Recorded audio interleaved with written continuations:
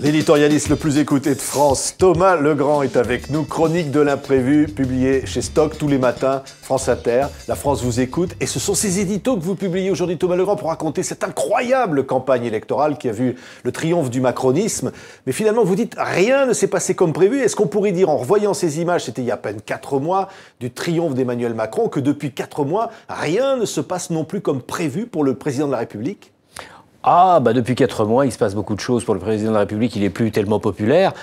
Mais finalement, ça, c'était assez prévisible. Il l'avait prévu.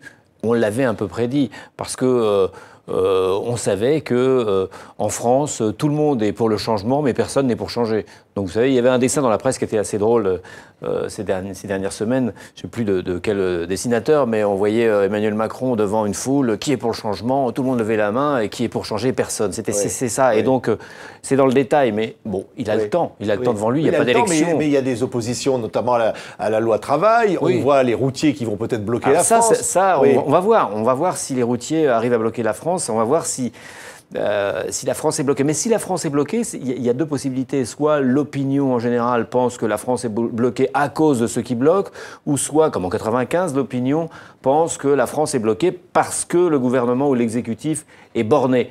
On ne sait pas de quel côté ça va tomber, mais si c'est la première phase, la première idée, eh ben c'est bon pour Emmanuel Macron. Pour l'instant, la loi travail, les gens ne l'aiment pas, et cette loi n'est pas populaire. Pour ce qui est du reste, notamment les routiers et d'autres conflits, c'est pas sûr. Mais là, vous me demandez ce qui va se passer. Et justement, le propos de mon livre, c'est de vous expliquer qu'on ne sait jamais. C'est d'expliquer on est très bon pour savoir ce qui se passe maintenant et ce qui s'est passé. Mais pour ce qui va se passer, on a autant de chances de se planter en tant qu'analyste politique que n'importe quel Mais là, par exemple, ce qui peut se passer, c'est qu'on parlait des fainéants. C'est Emmanuel Macron qui a employé ce mot. Les fainéants vont dire, on est dans la rue, nous les fainéants. Oui, effectivement, c'est là que ce qui est un peu dramatique, c'est que on pouvait penser qu'avec Emmanuel Macron, on passe d'une société de l'affrontement à une société du contrat, une société un petit peu plus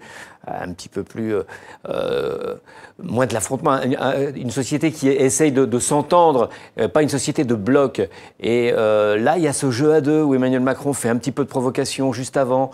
Il participe à l'écriture des panneaux finalement et à la rédaction des slogans. C'est quand même un petit peu... C'est un vieux jeu entre l'exécutif qui doit passer ce baptême du feu parce que pour avoir l'air d'être l'Iron Man, l'homme fort, eh bien, il faut avoir résisté à la rue. C'est un peu dommage. Et la rue doit essayer de faire tomber quelqu'un qui dit qu'il ne cédera pas. Alors, les uns ne céderont pas à ceux qui ne céderont pas. Ça peut durer longtemps. C'est un peu désolant. Mais on voit un président en bras de chemise à Saint-Martin, avec les réfugiés, qui dialogue avec la foule, qui se fait engueuler.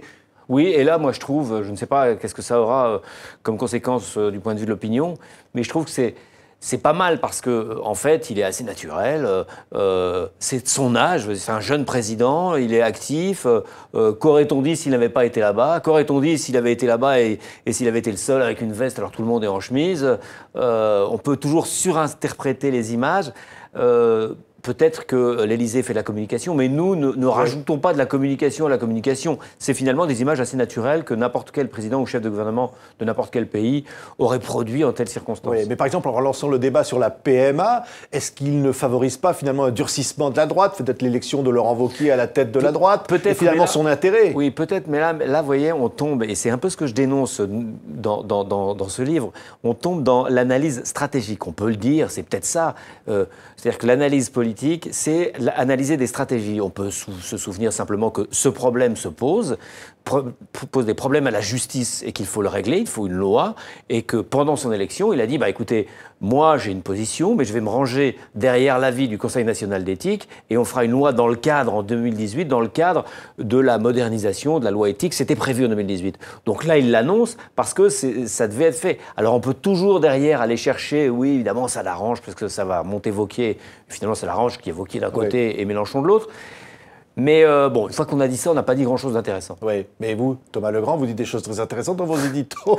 Chronique de l'imprévu, je le disais, d'éviter l'analyse stratégique. Oui, ce qui est incroyable dans ce livre, c'est qu'on retrouve les éditos de ces 2 années incroyables. Mais je les commente, il n'y a pas que vous les éditos. commentez, vous les situez, vous dites parfois, regardez ce que je disais, je me suis trompé à l'époque, vous reconnaissez tout ça, mais vous dites quand même, on n'avait jamais pu penser cette victoire du macronisme, on n'a jamais pu penser l'émergence de la France insoumise, on n'aurait jamais pu penser finalement la défaite historique du PS. Oui, imaginez-vous, 1 an avant l'élection quand même, on se demandait, nos questions c'était qui à droite de Sarkozy ou de Juppé allait gagner la primaire et donc allait devenir président.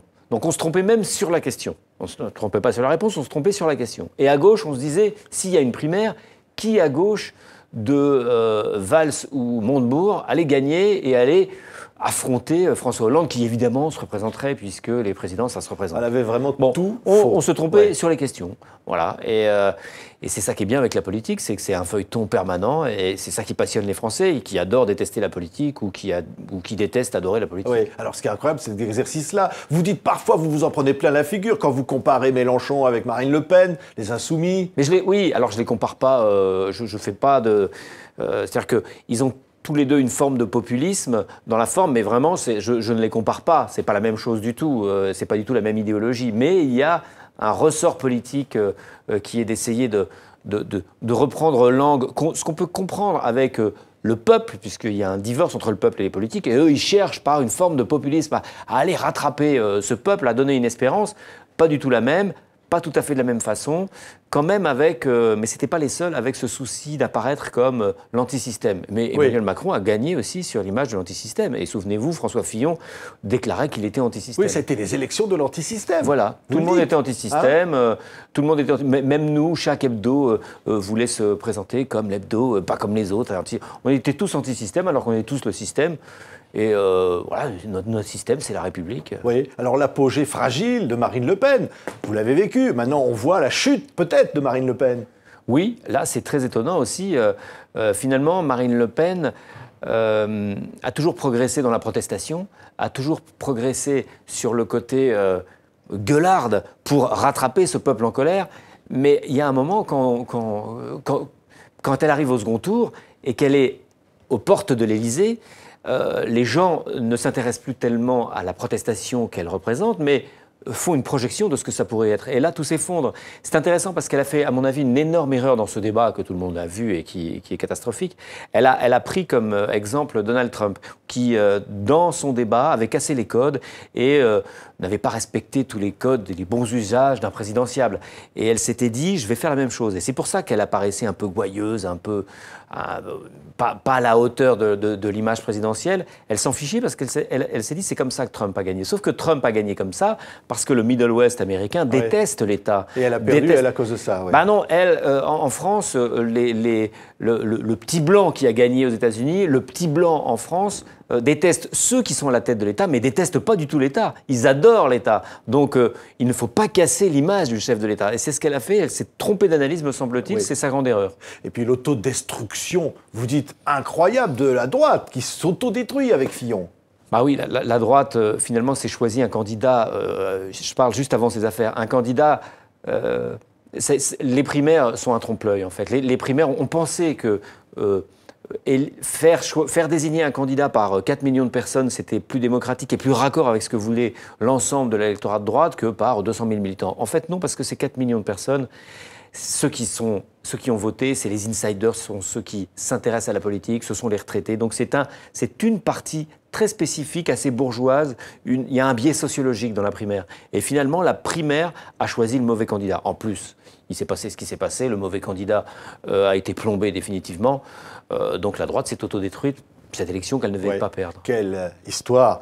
Vous dites quand même, quelle 5e République, hein. Quelle surprise! Vous concluez en disant « En marche ». Oui, la France est en marche, mais en marche vers où? Vers quoi? C'est ça le problème d'Emmanuel Macron en ce moment. Parce que tout le monde était d'accord pour dégager les autres. Tout le monde était d'accord pour se secouer un peu, pour bouger.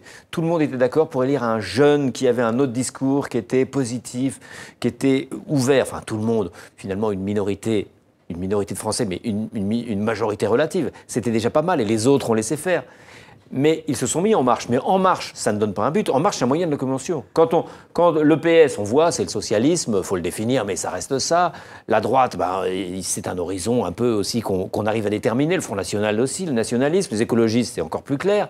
Mais En Marche, quand on prend le train, c'est pour aller quelque part, c'est pas pour prendre le train. Bon, pour l'instant, on est dans le train. Alors, il faudrait que le chef de gare nous rappelle la destination, peut-être. Merci beaucoup. Merci Thomas Legrand. Chronique de l'imprévu, publié chez Stock. Merci d'avoir été avec nous. Merci beaucoup.